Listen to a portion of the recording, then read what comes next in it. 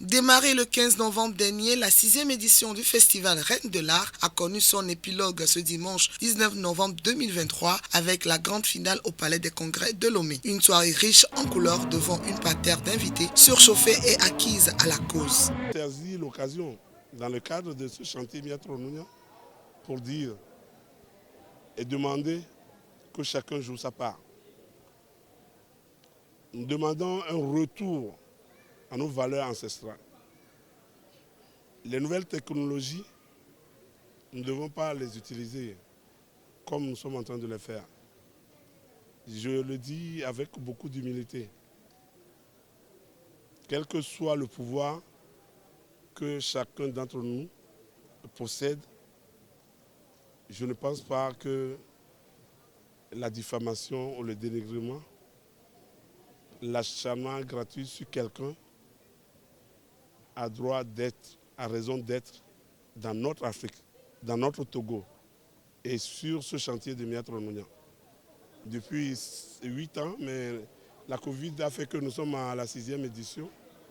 C'est que nous mettons en lumière l'œuvre des artisans, parce que nous sommes convaincus que ces artisans, que nous sommes aussi, ont besoin de plus de zoom pour que nos sœurs, nos frères comprennent que l'artisanat a de la valeur.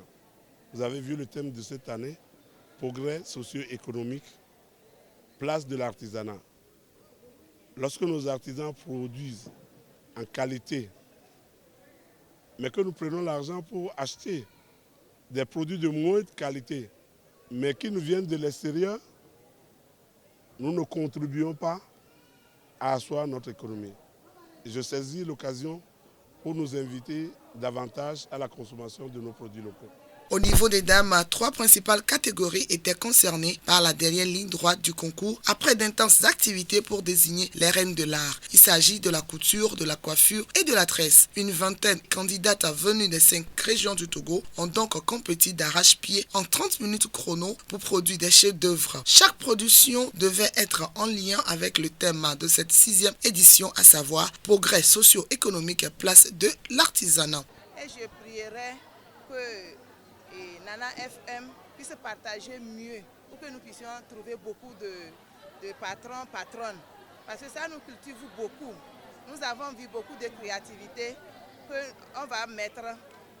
Quand on va arriver chez nous, nous allons copier et ensemble, l'artisanat va aller de l'avant. J'ai reçu beaucoup de cadeaux et en plus une somme venant de CECA, 1 million. Et le trophée, beaucoup de cadeaux dans les sacs que je n'ai pas encore ouverts. Je suis très contente et je dis merci aux organisateurs, les premiers organisateurs qui ont émis l'idée jusqu'à ce jour. Je leur dis un sincère merci. Je suis reine en couture.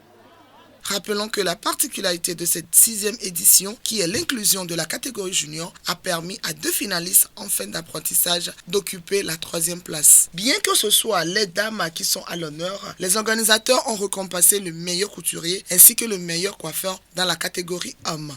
Il est prévu une soirée des lauréates dans les jours à venir à l'hôtel 2 février dans le but d'encourager et féliciter une fois de plus les élus de la soirée, la Reine de l'Art. On aura une soirée spéciale que nous appelons la soirée des lauréats, où nous allons leur donner également du matériel pour continuer, pour développer leurs activités. Ce n'est pas fini, vous avez vu les anciennes reines, et chaque année nous avons un programme de formation, non seulement à l'endroit des reines, mais de tous les artisans. En début de semaine, en lançant la phase finale de cette 16e édition, nous avons eu à former 76 catégories d'artisans sur la maîtrise des différentes lois qui régissent la gestion des chambres communales des métiers. La particularité, c'est la création de la catégorie pour les juniors, les jeunes, qui viennent de recevoir leur diplôme ou leur certificat de fin d'apprentissage. L'innovation en 2024, c'est comme l'a dit si bien tout à l'heure, Le représentant demandant à la ministre de l'Artisanat, nous allons accueillir, Inch'Allah, au Togo, cette compétition avec d'autres artisans de la sous-région, pourquoi pas de l'Afrique. Il est à noter que les 3 reines sont parties avec 1 million de francs CFA chacune. Les premières dauphines, 800 000 francs CFA et les troisièmes dauphines avec 500 000 francs CFA. La soirée était animée par plusieurs artistes togolais.